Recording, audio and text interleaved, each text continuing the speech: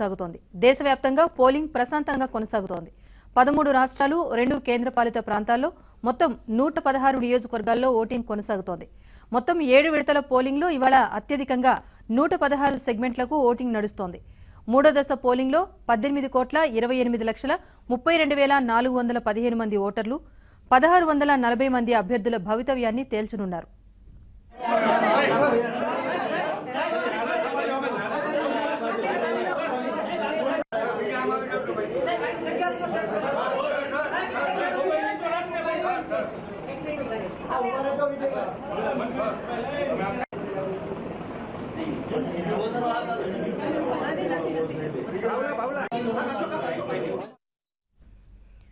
ఉదయం 9 గంటల వరకు పలు రాష్ట్రాల్లో పోలింగ్ మందకొడిగా జరిగింది. బీహార్లో అత్యధికంగా 12.6%, అస్సాంలో 12.36% ఓటింగ్ జరిగింది.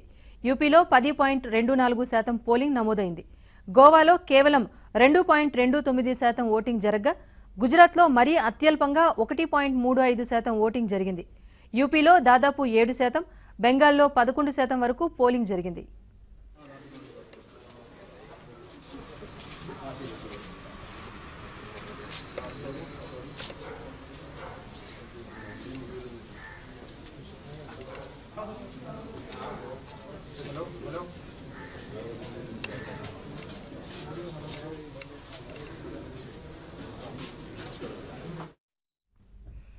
గుజరాత్, కేరళలో మొత్తం పార్లమెంట్ స్థానాలకు ఇవాళే ఎన్నికలు జరుగుతున్నాయి. గుజరాత్లో 26 లోక్సభ స్థానాలకు, కేరళలో 20 స్థానాలతో పాటు మహారాష్ట్రలో 14, కర్ణాటకలో 14 లోక్సభ స్థానాలకు పోలింగ్ జరుగుతోంది. అత్యధిక లోక్సభ స్థానాలున్న ఉత్తరప్రదేశ్లోని 10 స్థానాలకు ఇవాళ ఓటింగ్ జరుగుతోంది. ఛత్తీస్గఢ్లో 7, ఒడిశాలో 6, బీహార్లో 5, పశ్చిమ బెంగాల్లో 5, అసోంలో 4, గోవాలో 2 నియోజకవర్గాలకు పోలింగ్ జరుగుతోంది. త్రిపుర, జమ్మూ కశ్మీర్ రాష్ట్రాల్లో ఒక్కో నియోజకవర్గానికి ఓటింగ్ జరుగుతోంది. కేంద్రపాలిత ప్రాంతాలైన దమన్ ద్వీప్, దాద్రా నగర్ హవేలీ లోక్సభ నియోజకవర్గాలకు ఎన్నికలు జరుగుతున్నాయి.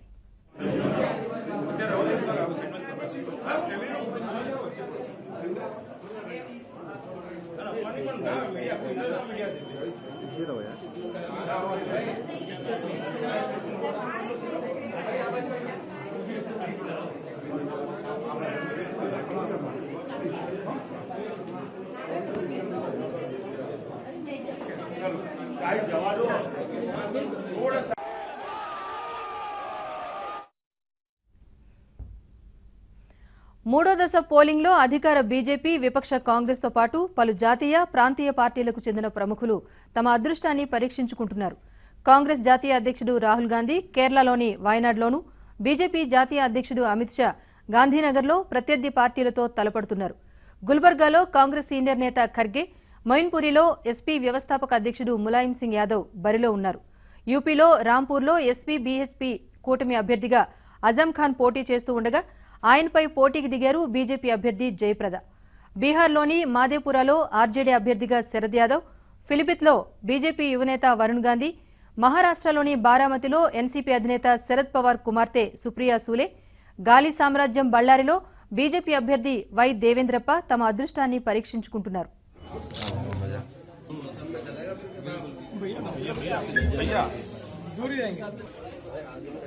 सर उंगली दिखा दी सर सर सर उंगली उंगली उंगली सर बाहर दिखा आप लोग थोड़ा सा साइड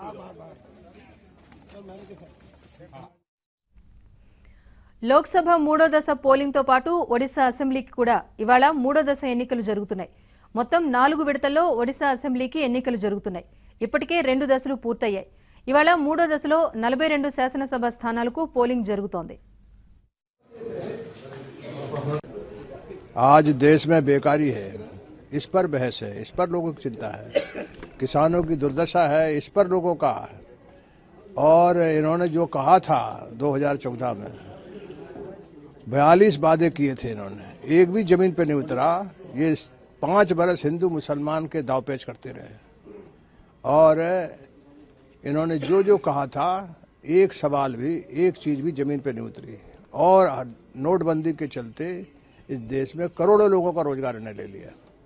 इस देश की जो इकोनॉमी है वो 10 वर्ष पीछे चली गई और ये इनका जो राष्ट्रीयता नेशनलिज्म है, हमारा नेशनलिज्म है कि इस देश के किसानों की जिंदगी बेहतर हो, नौजवानों के रोजगार के अवसर खुले हैं, उद्योग धंधा लगे, इस देश का जो गरीब आदमी उसकी जिंदगी कैसे बदले, ये है असली राष्ट्रीयता। इनकी राष्ट्रीयता जो है वो सिर्फ यानी एक तरह से निर्गुण है, सिर्फ यानी पाकिस्तान पे हमला कर देंगे, ये कर देंगे, वो कर देंगे। अरे पाकिस्तान तो कई बार युद्ध हुआ, वहां तो कौन मतलब 90 पे 10 है।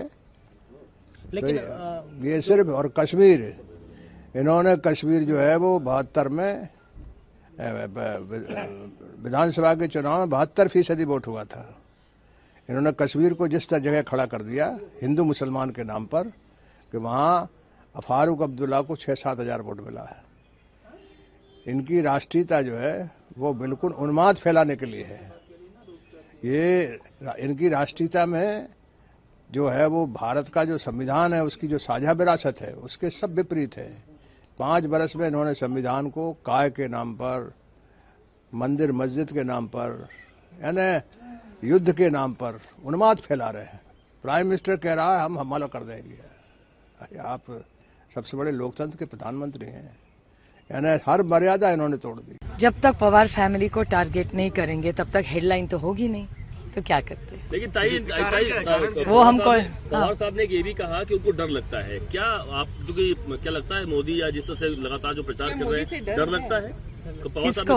पवार साहब समझ नहीं आता मोदी जी क्या करेंगे, उनको डर लगता है, ऐसा पवार साहब ने कहा। मैंने तो नहीं सुना ऐसा। उन्होंने लास्ट भाषण जो हुई थी उन्होंने कहा था। No, I was present, he didn't say that, he said they are scared of Mister Pawar. You didn't hear the speech. He spoke in Marathi. Voting देकर आई है, क्या कहना है आप? वोटिंग करके आई है? Voting is something which is a wonderful experience. Hindi में देश की सबसे बड़ी डेमोक्रेसी है दुनिया में और हर मतदान का अधिकार हर एक को मिलता है। समानता की बहुत बड़ी बात भारत रत्न डॉक्टर बाबा साहेब अम्बेडकर ने हमें संविधान में जो दिया है हक सबको, उसकी अमलबजावनी सबने करनी चाहिए। मैम, अमित शाह ने ये कहा अपने कार्यकर्ताओं से कि अगर बारामती हम जीतते हैं तो हमारे लिए सबसे बड़ी जीत होगी। 48 में से 45 जीतना एक अलग बात है, लेकिन हमें बारामती जीतना है। इसी से आपको बारामती की ताकत समझ में आती है। सर, आज आपने और आपने मिसेस ने भी आप वोट किया है यहाँ पे राजकोट में, लंबी लाइनें भी लगी थी। सुबह से समग्र गुजरात में भारी मतदान हो रहा है। मैंने भी मेरे परिवार के साथ हम दोनों ने मतदान किया है। गुजरात की जनता में जिस तरीके से सुबह से ही भारी मतदान हो रहा है, इसका मतलब यही है कि नरेंद्र भाई को पुनः प्रधानमंत्री बनाने के लिए गुजरात के सभी मतदाताओं ने अपना मन बना दिया है और गुजरात में 26 से 26 बैठक भारतीय जनता पार्टी जीतेगी।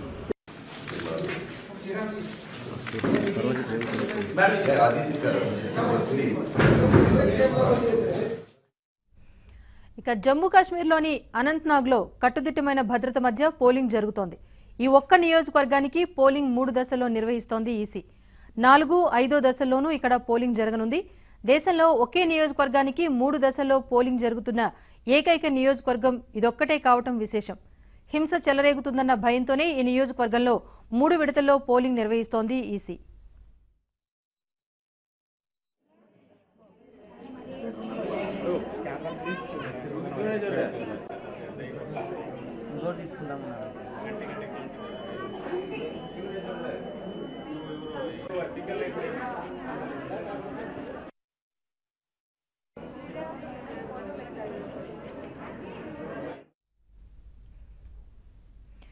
రాంపూర్లో విజయం తనదే అన్నారు బీజేపీ ఎంపీ అభ్యర్థి జయప్రద.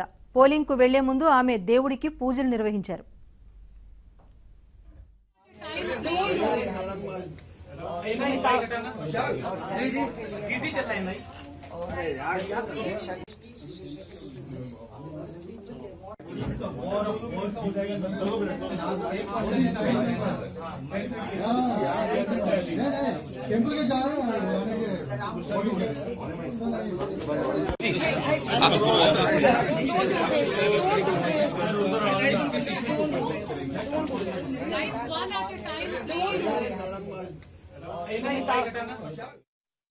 ना होता था, लेकिन ऐसा जो चुनाव है, पहले तो हम 2 महीने प्रचार करते थे, अब तो सिर्फ 17 दिन का चुनाव है। अच्छा, क्या कहेंगी इस बार जुबानी जंग जो चली इस बार आजम खां में और उनके बेटे में और आपको लेकर, तो क्या कहेंगी कि 10 मुकदमे भी दर्ज हुए हैं आजम खान साहब पे? आजम खान साहब जो है बौखला गया है, डर गया है, तो इसीलिए वो उनकी मानसिकता इस तरह का है कि कोई वो महिलाओं को स्पेयर नहीं करना चाहते। महिलाओं को देखते ही उनको नफरत होती है, उनको देखते ही दुश्मनी जैसे देखते हैं। तो वो पता नहीं उनके फादर और उनके जैसे बाप है वैसे बेटा भी हो गए। अब्दुल्ला ने भी बयान दिया आपको लेकर, तो क्या कहेंगी? आपने कहा मैम 17 दिन का चुनाव है, और वहीं आजम खान ने कहा कि 17 दिन में मैंने पहचान लिया, क्या कहना चाहेंगे? बात भी सही है, लेकिन उनको क्या मालूम है कि महिलाएं के बाहर के कपड़े अंदर के कपड़े के रंग बताएंगे, ऐसा मुझे उम्मीद नहीं थी। भाई के नजर बहुत ही कोट है और जनता ठीक करेगी उनके, वो काला चश्मा पहनते हैं।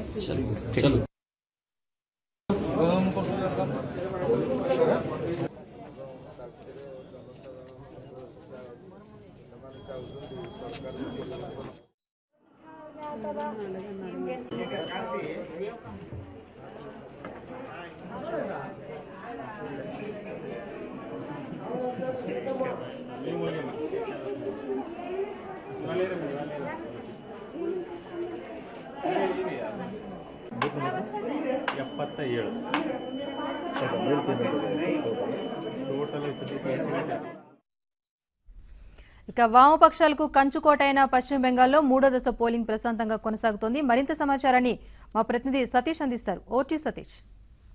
Murshidabad constituency and lathi charge went on, and 2 were stabbed. I think they were in hospitalized. What are the position actually?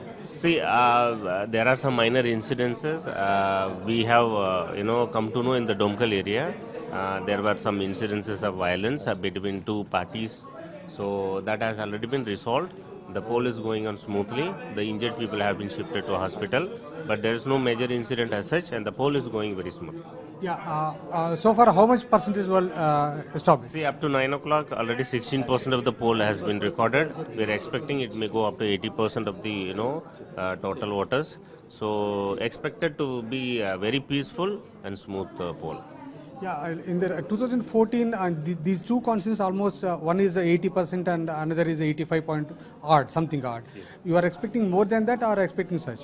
So close to that, because this time we have done a lot of good sweep activity. We are expecting more turnout. However, maybe around 80 to 90, that will be the range what we are expecting. Actually, I saw when I am running around the constituency, a jeep was moving around the villages, and a separate website was built up the district administration. Yeah. In fact, we have our Good TPC mascot through which we could able to propagate the message that no voter should be left out. Everybody should come and vote. So that message has gone very clearly. We have focused on the disabled voters. We have focused on the women voters. So we are expecting a good turnout. Let's hope. Yeah, can you say a word out of 342 paramilitary forces in these 5 constituencies, how many were posted in these 2? See, in our district, only for 2 polling, the poll going parliamentary constituency, already 142 companies have been deployed, which is more than sufficient. And because of that, we could see a very peaceful conduct of the poll so far. Yeah మొత్తం మీద చిన్న party సంఘటన తప్ప major సంఘటన ఇప్పటిదాకా ఏమీ చోటు చేసుకోలేదు. 9 గంటల వరకు జరిగిన పోలింగ్ చూస్తే 16% సుమారుగా పోలింగ్ జరిగింది. గత 2014లో జరిగినట్టు పోలింగ్ శాతానికి మించి పోలింగ్ జరిగేటువంటి అవకాశాలు ఉన్నాయి. ఇంచుమించు 80-90 మధ్యలో పోలింగ్ శాతం నమోదయ్యేటువంటి అవకాశం ఉందంటున్నారు. ఎలాంటి సంఘటనలు జరగకుండా ఓటర్లందరూ ఇక్కడ చేరుకోవడానికి మేము విస్తృత స్థాయిలో ప్రచారం వివిధ మార్గాల్లో ప్రచారం నిర్వహించామని కూడా ఉలగనాథన్ చెప్తున్నారు. Vote Hyderabad studio.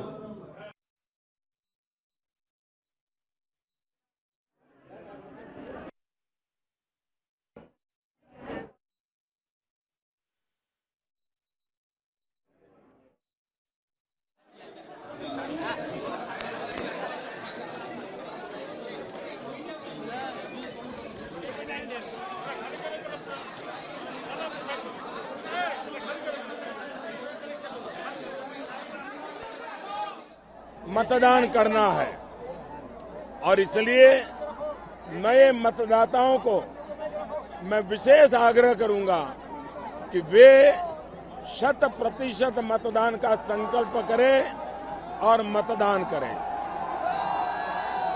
दुनिया भारत के लोकतंत्र की ताकत है कि हम दुनिया को लोकतंत्र का महात्म्य क्या है वो दुनिया के सामने उदाहरण के साथ प्रस्तुत करते हैं।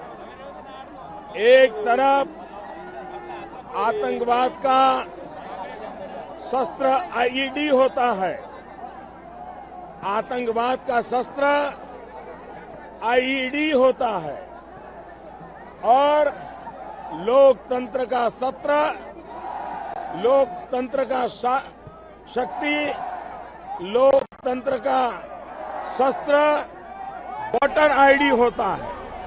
मुझे विश्वास है कि वोटर आईडी की ताकत आईईडी से भी अनेक गुना ज्यादा है।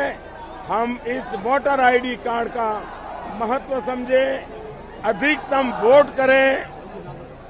पहले दूसरे चरण में देश ने जो भारी मतदान किया है उसके लिए भी सभी लोकतंत्र प्रेमियों का मैं हृदय से बहुत बहुत अभिनंदन करता हूं।